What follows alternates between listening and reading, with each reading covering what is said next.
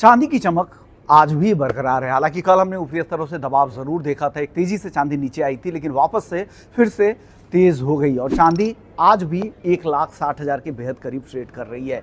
तो जो मोमेंटम है वो बरकरार है। कल हमने देखा था 1,62,000 के ऊपर का रिकॉर्ड बना था और वही तेजी वही चाल आज भी नजर आ रही है।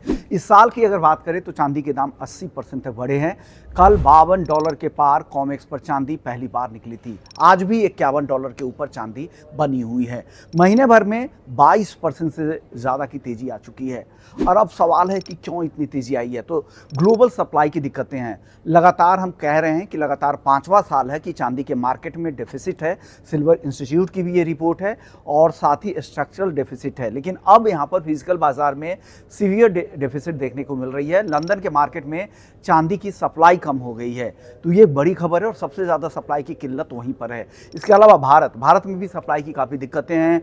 हाजिर बाजार में फिजिकल मार्केट में चांदी नहीं है, प्रीमियम काफ़ी ज़्यादा हो रहे हैं। अगर आप खरीदने जाते हैं चांदी, 1 किलो चांदी आपको 1,80,000 से 2 लाख रुपए तक भी आपको देना पड़ सकता है 1 किलो का। वहीं वायदा में 1,60,000 के नीचे है भाव, तो 20,000 से 40,000 रुपए तक का प्रीमियम चल रहा है हाजिर बाजार में। तो एक बड़ा प्रीमियम यहाँ पर क्लॉक हो रहा है। शॉर्ट पोजीशन में शॉर्ट स्क्वीज्ड हो गए हैं, वहाँ पर लोग फंस गए हैं। इससे लीजिंग रेट्स 30% तक बढ़ गए हैं और साथ ही शॉर्ट पोजीशन को रोल ओवर करना अब काफ़ी ज़्यादा महंगा हो गया है। तो ये जो फैक्टर है ये चांदी के सपोर्ट कर रहे हैं। इसके अलावा और फैक्टर्स की बात करें तो चीन और यूएस में लगातार यहाँ पर तनाव बरकरार है।